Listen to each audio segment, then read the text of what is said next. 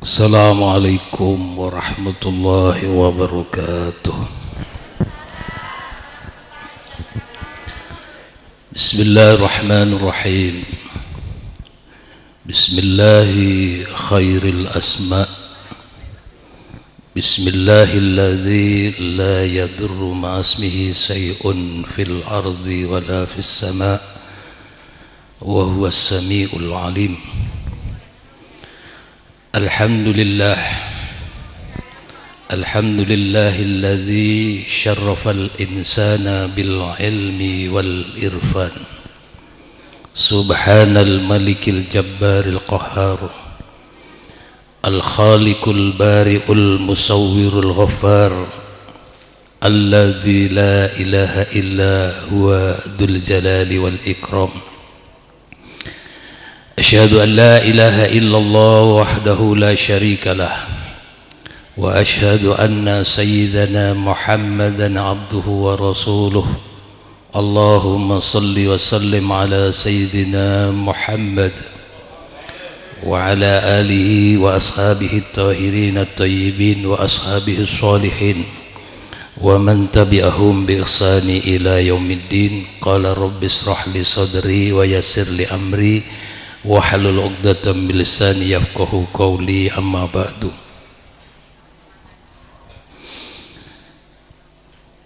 Ingkang minulya dumateng para alim, para habaib, para kiai, para masyayikh, wabil khusus dumateng Romo Kiai Haji Ahmad Muslim Ikram saking Pondok Pesantren Dakwatul Khairat Krengi Rembang, Kabupaten Pasuruan. Ugi dumateng Romo Kiai Abdul Qadir, Kiai Syirri ingkang rawuh, dan ada Habib Syekh dari Pasuruan Jalan Jawa hadir di tengah-tengah kita. Sanes Habib Syekh sing sanging Solo nggih, Habib Syekh teko Jalan Jawa, versi Jalan Jawa. Mboten kesupen ingkang minulya dumateng Gus Wahyu lan Gus Faruk bin Kiai Syamsul Ma'arif yang alhamdulillah mampu mengembalikan kembali setelah sekian tahun kita dalam kondisi yang sangat memprihatinkan, tapi itu semua adalah merupakan qada dan qadarnya Allah Subhanahu wa taala. Dan alhamdulillah malam ini kita merasakan punya nilai lebih ya, setelah kita diuji oleh Allah, karena bersamaan haul ini bertepatan bulan Muharram, di mana Muharram ini tidak terlepas hubungan dengan hijrahnya Nabi Muhammad SAW dari Mekah Al-Mukarramah menuju kota Al-Madinah Al-Munawwarah. Sebagaimana Gusti Kanjeng Nabi dawuh, la hijratu ba'dal fatah walakin jihad wan niyat. Tidak ada jihad secara fisik setelah Kanjeng Nabi dari Mekah menuju Madinah, tapi pengganti daripada hijrah kita itu adalah jihad lan niat. Niat jihad itu kalimat yang sederhana tapi punya mengandung makna yang sangat luar biasa.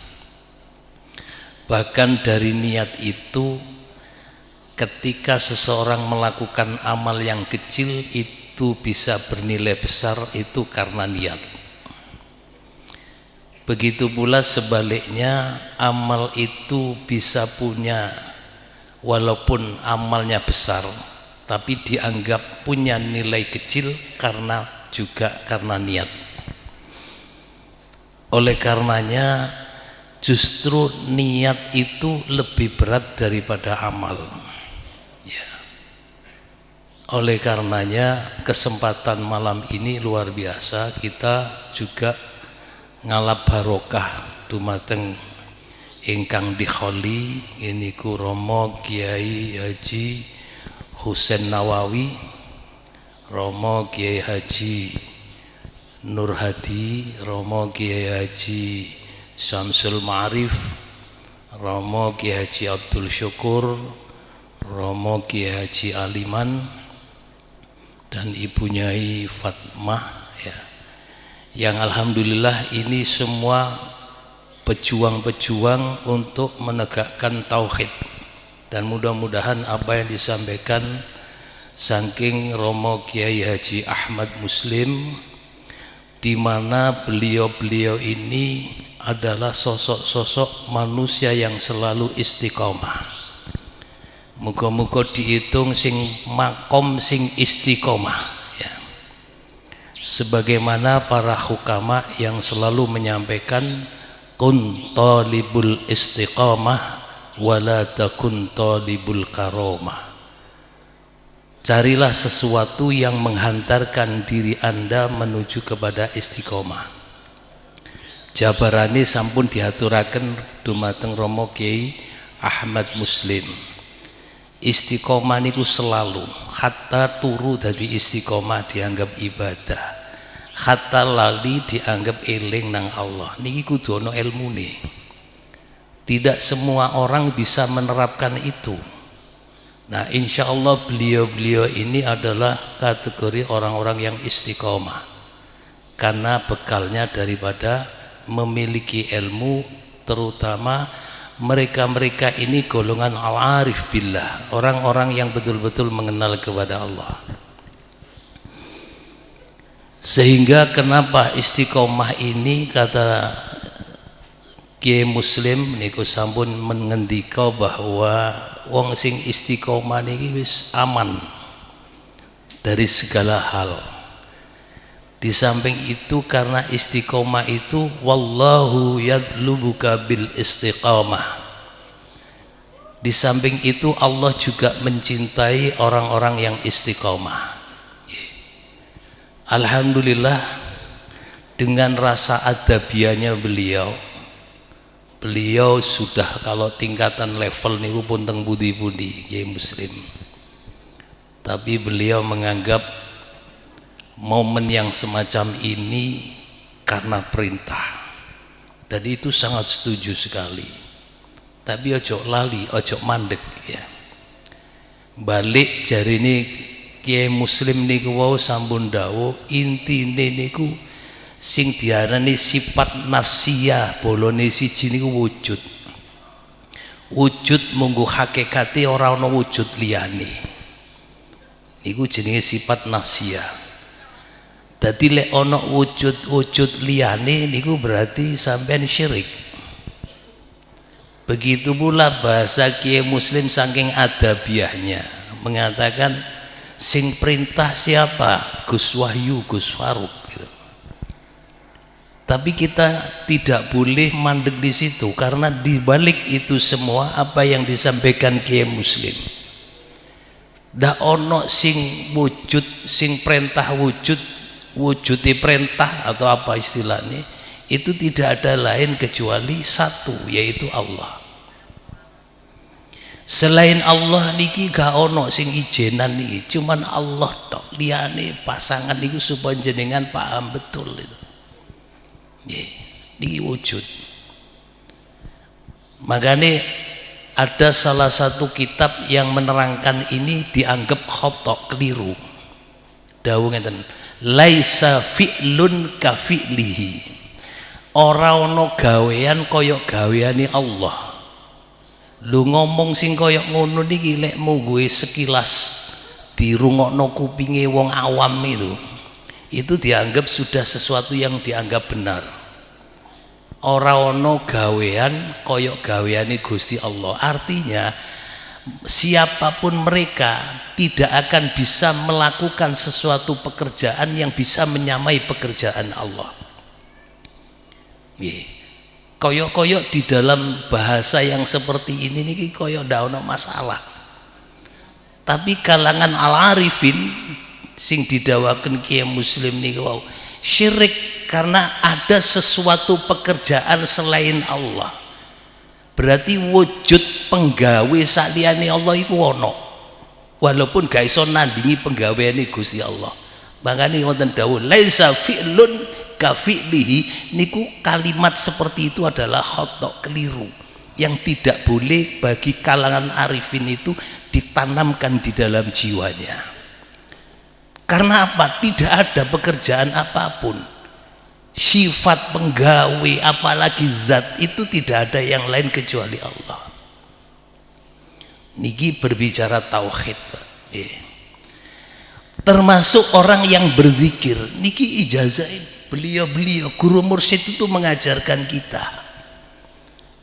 Makanya kita selalu diingatkan bahwa orang yang bertauhid itu lebih dominan karena tauhidnya itu tauhidul bil kalam, dari tauhid secara ucapan, atau tauhidul ilmi karena tauhid secara keilmuannya. Lek tauhid kalam, tauhid ilmu itu banyak orang yang bisa menerapkan karena bisa lewat pembelajaran, bisa lewat referensi kitab atau buku dan lain sebagainya. Namun secara hakikatnya yang namanya tauhid itu perwujudan rasa. Karena ma'rifat niku manggon ning rasa. Nah sehingga nun sewu kula ingin merubah tahadits bin nikmah. Saya akan sedikit cerita pengalaman pribadi.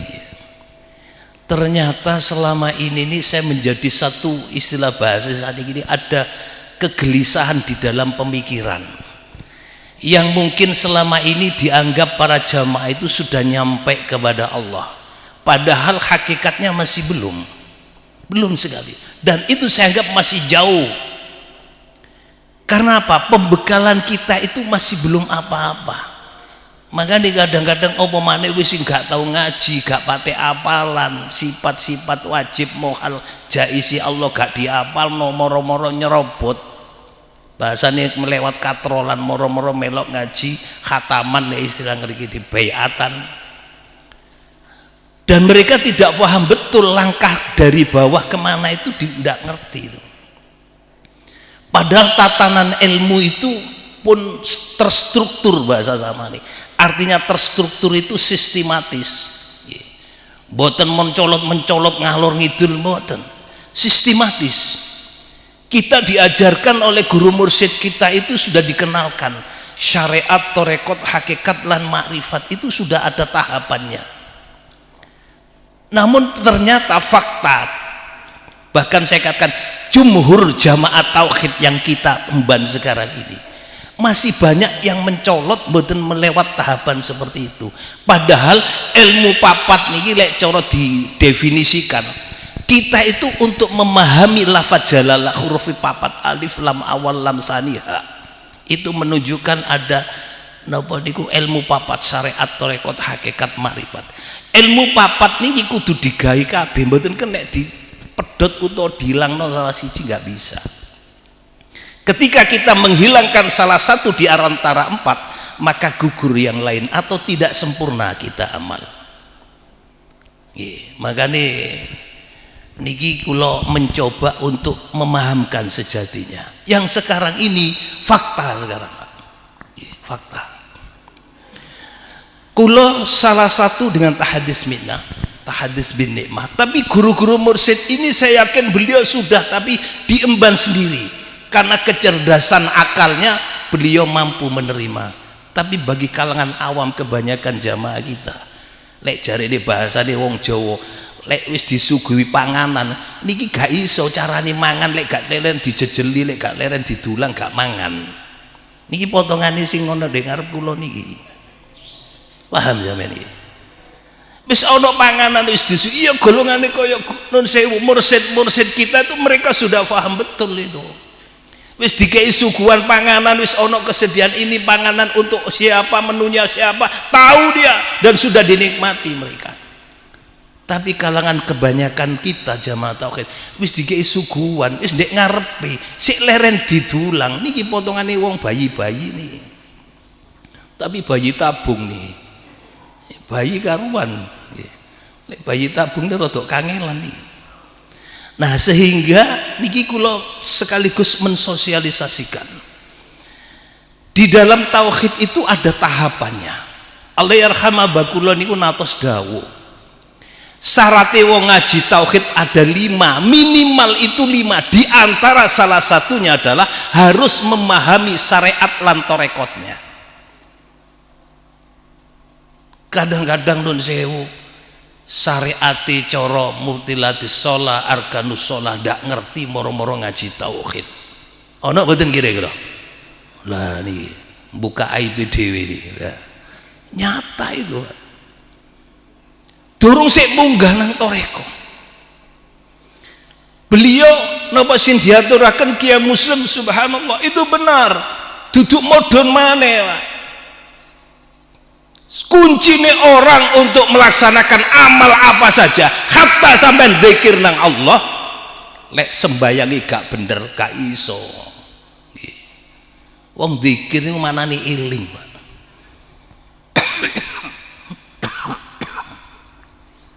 Iling nang Allah. Wong eling wong sing atine sik ditutup. Nggih. Kecuali lek dirasi Kiai Muslim niku. Istilahnya jaluk sepuro niku maknane nutup kesalahan dan sebagainya. Itu halal.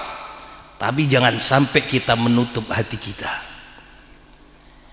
Jenengan katene dzikir nang Allah lek atine ketutup, atine sing kena hijab nang Allah, tidak akan pernah bisa kita berzikir yang sebenarnya. Dzikirin niku sik mandeg dek gorokan iki, Pak.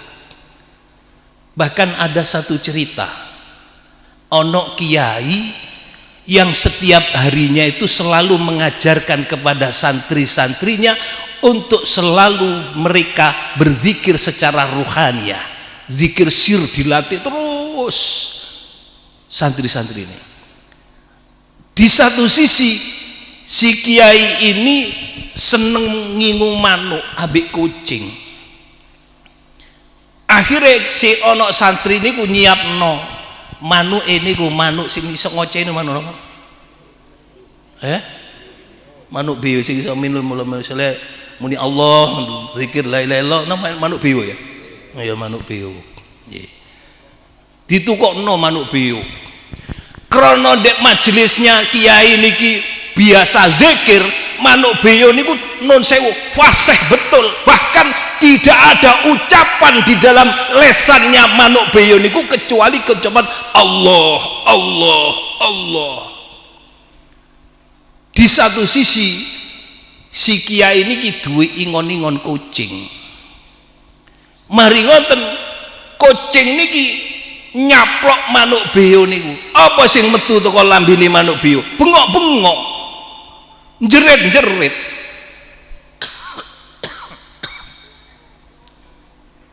Endi sing lafat Allah mana? Yang setiap hari mereka baca, yang setiap hari lu keluar dari lesannya. Tapi di saat diterkam oleh kucing sing muni mboten muni Allah, tapi bengok-bengok jaluk tulung nang liyane sampai mati. Akhirnya kiai ini niku deleng-deleng denger sampai mboten sadar kiai ini niki nangis. Karena nangis sing santri, beberapa santri ndak paham betul dengan kiainya. Akhirnya ditegur kiai ini, Yai, napa jenengan cuma burung beo mawon jenengan tangisi cuma pejah. Jenengan kepingin burung beo 10 100 beo kula siap ditumbasaken diganteni malih. Apa jawabnya kiai? Ringkas cerita, aku duduk nangisi manuk beo sing mati diterkam kucing itu. Sing tak pikir iku ndandiyo kaya awak-awak dhewe, awakmu kabeh. Sing bendino tak lafadno lafad Allah la ilaha illallah, tiap hari kita baca, tiap hari kita keluarkan. Tapi di saat kita sakaratul maut, apa yang keluar dari lisan kita tidak dengan lafad Allah, tapi yang lain kita sebut. Nauzubillah min dzalik. Sing tak tangisi wedi kaya ngono aku iki. Disitulah rahasia zikirmu iku ndek gorokan kene mandeg. Nauzubillah min dzalik. Ojo sampai kaya ngono.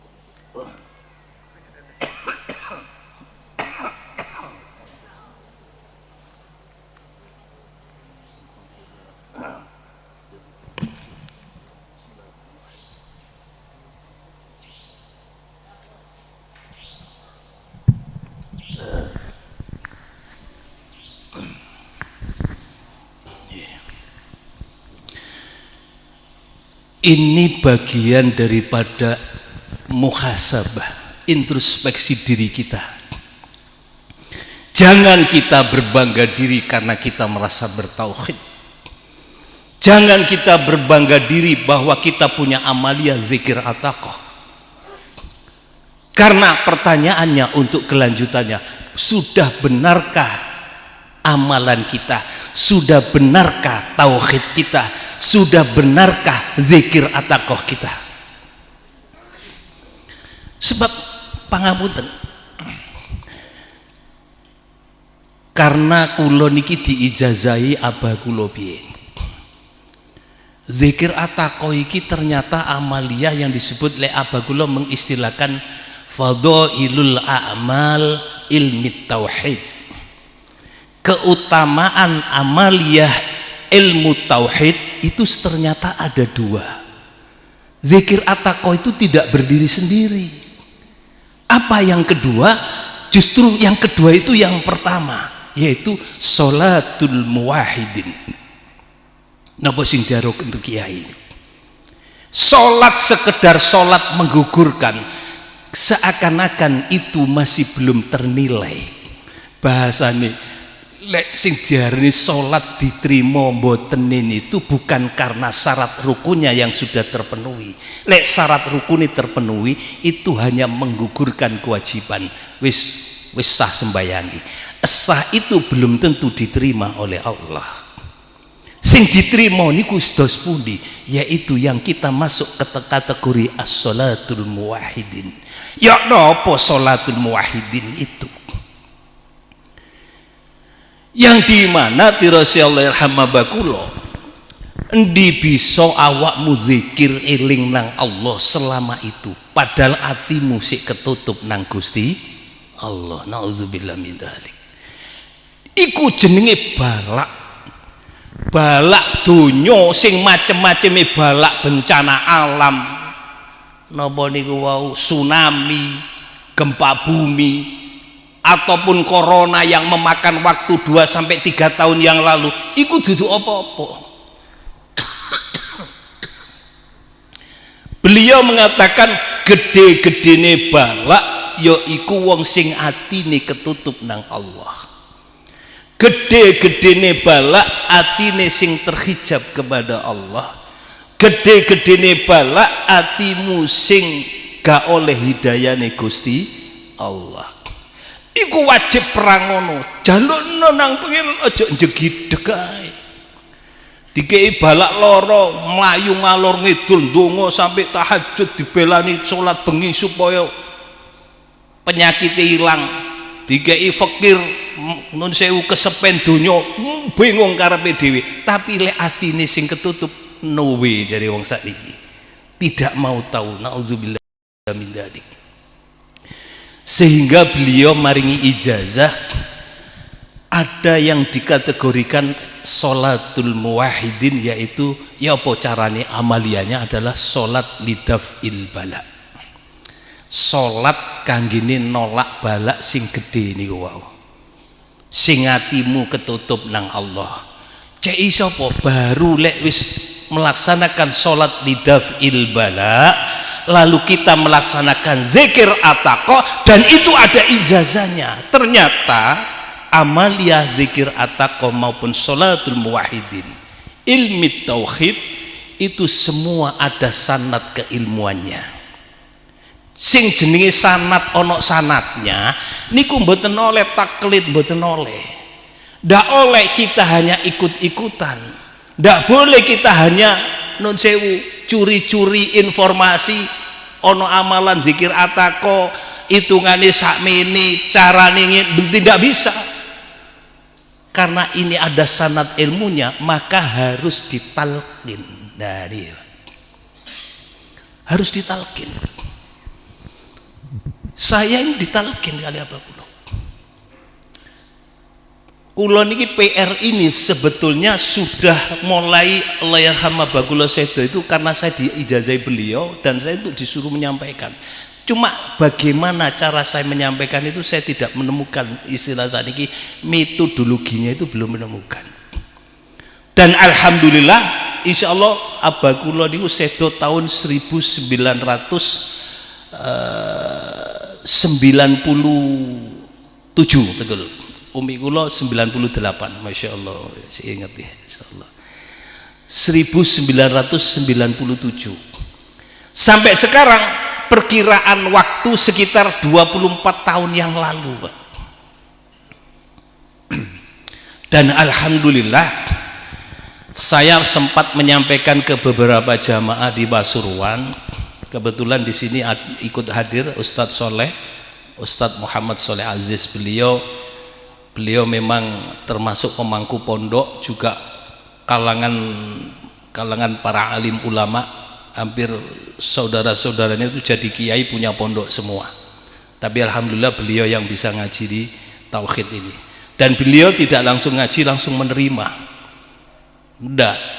Bahkan beliau langsung mutola'ah saya secara langsung sampai sehari semalam itu ingin dituntaskan pemahamannya. Baru kita buka sifat salbiyah, kita baqa mukhalafatul khawatis, qiyamu binafsi sampai wahdaniyah, baru beliau jazm. Dulunya tidak langsung menerima, bahkan menjadi dasar sampai saya masih teringat dawuh Nabi Musa ketika Nabi Musa bermunajat kepada Allah, ya Allah tampakkan dirimu, tajalliyatnya. Apa yang terjadi? Wa kharra Musa sa'iqan, Nabi Musa itu semaput, gak sadar. Dari situ dianggap Nabi Musa itu tidak nyampe, tidak bisa menemui kepada Allah. Padahal tidak sadarnya semapute Nabi Musa itulah justru Allah bertajalli. Lek jenengan seeling model kaya ngene ndak iso tajalli Gusti Allah. Terus kiai muslim niku lek sing cara ragane sipate afale penggawene zat lek mboten saged kita satukan kepada Allah. Zat adalah zat, wajibul wujud adalah zatnya Allah, sifatnya adalah sifat Allah, af'alnya adalah af'al Allah. Walaupun kita sampai kapanpun kita tidak akan pernah jadi Allah, tapi hakikatnya kita memfanakan, meniadakan diri kita. Syirik sing khafi yang tidak banyak orang sadar itu karena dirinya mengakuinya. Niki yang paling bahaya. Kenapa? Karena tersembunyi. Lek syirik-syirik sing jahar sing dohir nih, wah jelas wong nyembah brahala syirik, gampang. Tapi sing syirik di dalam hati kita itu banyak. Siapa mereka? Jangan berkata orang lain. Orang-orang bertauhid pun masih seperti itu. Makanya perlu diproses. Nah sehingga ini ada amaliyah yang memang harus ada penerapan talqin itu. Lek kula mengimpikan sak Indonesia atau sak dimanapun mereka berada, ketika orang yang mengklaim dirinya bertauhidnya, baik nanggone Kiai Hasan Hussein sampai munggah nang Kiai Syarif, itu saya katakan wajib hukumnya harus ditalqin untuk zikir ataqo. Karena ini bagian daripada torekohnya tauhid. Ojo sampai sampean ngaku wis bertauhid cara jenjang tingkatan makrifat tapi torekoh nih gak tahu weruh. Torekoh tauhid itu torekoh de opo? Padahal niki papat mboten iso. Guru mursyid kita tidak mungkin mencolok moro langsung makrifat tanpa bertorekoh, ndak mungkin. Tapi sempat saya bertanya, kenapa tidak dimunculkan nama torekohnya kalau memang Kiai Syarif itu adalah memiliki torekoh?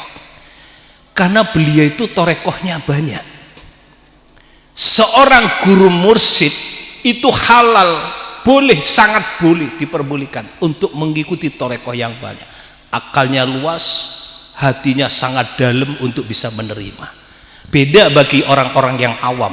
Nek kaya kula jenengan melok toreko aja akeh-akeh, tambah bingung sampean. Nah, oleh karena itu ini ada landasannya.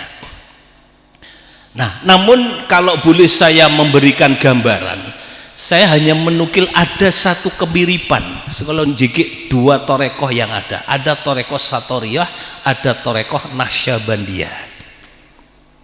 Kalau torekoh Satoriyah itu amaliyahnya itu lebih condong sholatnya banyak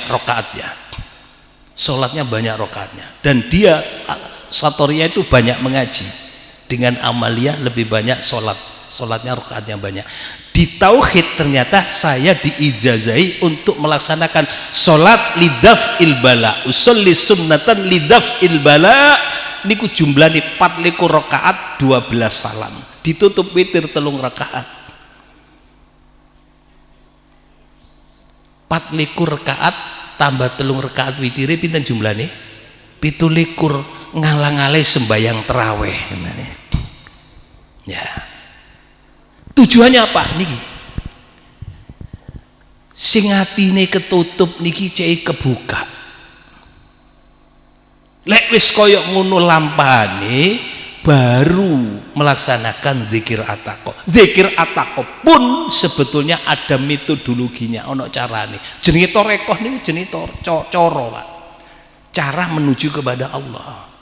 Metode, cara, jalan itu banyak. Banyak jalan menuju ke sana, tapi jangan hati-hati kalau jalan kita salah, iso-iso kesasar sampean.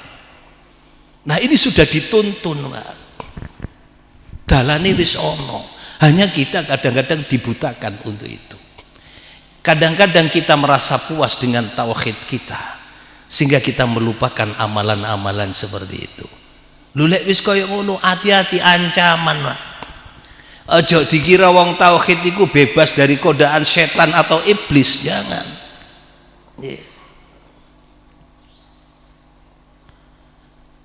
Tauhid kelasnya tauhid, iblis yo iblis tauhid. Ngono.